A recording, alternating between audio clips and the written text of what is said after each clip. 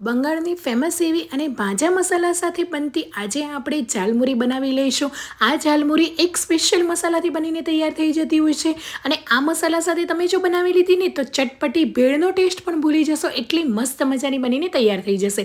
તો મસાલો બનાવવા માટે એક પેનની અંદર આપણે એક નાની ચમચી જેટલા આખા મરી એડ કરી લઈશું અને બે અહીંયા આપણે જે ગ્રીન ઇલાયચી આવે લીલી ઇલાયચી એ એડ કરી લઈશું અને એક નાની ચમચી જેટલી લીલી વરિયાળી એડ કરી લઈશું અને 2 ચમચી જેટલા આપણે સૂકા ધાણા એડ કરી લઈશું। અહીંયા હું પાછળ જીરાનો પાવડર એડ કરવાની છું, એટલે અહીંયા મેં આખું જીરું એડ નથી કર્યું। જો તમારી પાસે જીરાનો પાવડર ના હોય તો આની અંદર આખું જીરું 1 ચમચી એડ કરી દેજો, જોડે શેકાઈ પણ જશે। એક સૂકા મરચાંને વચ્ચેથી તોડીને એડ કરીને બધી વસ્તુને લો ગેસની ફ્લેમ પર 5 મિનિટ સુધી શેકાવા દઈશું। થોડો કલર ચેન્જ થઈ જાય એ પછી ઠંડુ કરી લઈશું અને ગ્રાઇન્ડિંગ જારની અંદર ઉમેરી દઈશું। એની અંદર આપણે સંચળ એડ કરીશું 1 ચમચી જેટલું, તીખાશ પ્રમાણે અહીંયા લાલ મરચું પાવડર એડ કરીશું। અહીંયા મેં અડધી નાની ચમચી જેટલું તીખું મરચું લીધું છે। બધી વસ્તુને સરસ રીતે ગ્રાઇન્ડ કરી લઈશું। તો ઝાલમુરીનો સ્પેશિયલ એવો ભાજા મસાલા તૈયાર છે।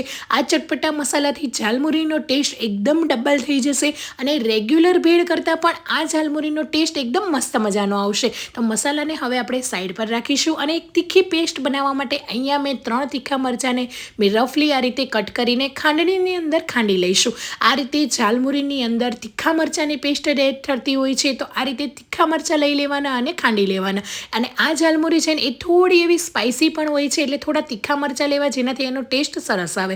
મરચાં સરસ રીતે ખંડાઈ ગયા છે, લગભગ 1 મોટી ચમચી જેટલી મરચાંની પેસ્ટ તૈયાર થઈ છે। હવે એક બાઉલ ભરીને ક્રિસ્પી કડક મમરા લઈ લઈશું। જો તમારા મમરા થોડા પણ હવાઈ ગયા હોય તો ઓવનમાં કે થોડા એવા મીડિયમ ગેસની ફ્લેમ પર શેકી લેજો અને આ રીતે ક્રિસ્પી ક્રન્ચી કરી લેજો। તો મમરા અહીંયા મસ્ત મજાના ક્રિસ્પી મેં અહીંયા લીધા છે, એક વાસણની અંદર એડ કરી દઈશું। એની અંદર આપણે અડધો બાઉલ ઝીણી સમારેલી સૂકી ડુંગળી એડ કરી લઈશું। આની અંદર ઝીણી ઝીણી ચોપ કરીને ડુંગળી એડ કરવાની છે, તમે ચોપરમાં પણ કરી શકો અને એકદમ ઝીણા ઝીણા સમારેલા ટામેટાં પણ એડ કરીશું। મેં અહીંયા 1.5 ડુંગળી લીધી છે અને 2 નાના ટામેટાં લીધા છે અને એક આખી કાકડીને પણ આ રીતે ઝીણી સમારીને એડ કરી લઈશું। થોડા એવા બાફેલા બટેટાને થોડા મોટી સાઇઝમાં કટ કરીશું, છાલ કાઢીને આ રીતે એકદમ ઠંડા કરીને મીડિયમ સાઇઝમાં કટ કરીને બટેટાને પણ એડ કરી દેવાના અને આ રીતે જે એકદમ મીઠા અને હળદરવાળા જે ચણા આવે છે ને એ ચણા એડ કરીશું। તમે આ ચણાની જગ્યાએ ઘરમાં દેશી ચણા હોય ને એને પણ ઓવરનાઇટ માટે પલાળીને બાફીને પણ તમે એડ કરી શકો છો અને સિંગદાણાના ફાડા એડ કરી લઈશું, લગભગ 3 ચમચી જેટલા। મિક્સ ચવાણું એડ કરી લઈશું, કોઈ પણ તમારી પાસે જે પણ મિક્સ નમકીન મિક્સ ચવાણું પડ્યું હોય એ એડ કરી દેવાનું। થોડા એવા દાબેલા ચણા એડ કરી લઈશું અને આ ઝાલમુરીનો ટેસ્ટ ડબલ થાય ને એના માટે આ રીતે ઝીણા ઝીણા સમારેલા લીલા નારિયેળના ફ્રેશ ટુકડા એડ કરીશું।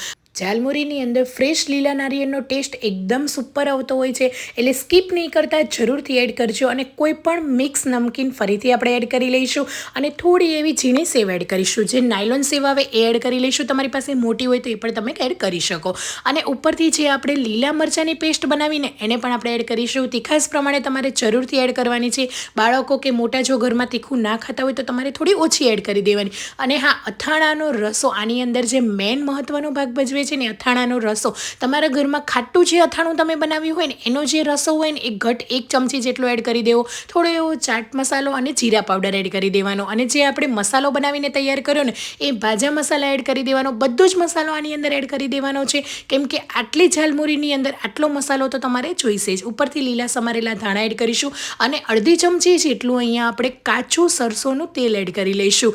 તો તેલ એડ કરવાથી ઝાલમુરીનો ટેસ્ટ સરસ આવશે, વધારે પડતું નથી એડ કરવાનું, અડધીથી 1 ચમચી જ એડ કરવાનું છે જસ્ટ ફ્લેવર માટે। બધી વસ્તુને બરાબર મિક્સ કરી લેવાની છે।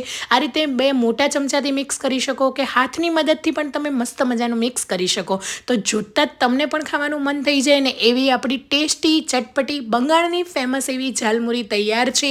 જો ક્યારેય ઘરે ના બનાવી હોય તો જરૂરથી ટ્રાય કરજો। આપણે રેગ્યુલર ભેળ તો ડુંગળી ટામેટાં નાખીને બનાવતા જોઈએ છીએ, પણ આ રીતે એક અલગ જ ચટપટા મસાલા સાથે આ ઝાલમુરી બનાવજો અને ઉપરથી ચટપટું બનાવવા માટે થોડો એવો લીંબુનો રસ એડ કરીને એન્જોય કરો। અત્યારે બાળકોનું વેકેશન છે તો તમે પણ જરૂરથી ટ્રાય કરો અને કેવી લાગી આજની રેસીપી કમેન્ટ કરવાનું ભૂલતા નહીં। આવજો।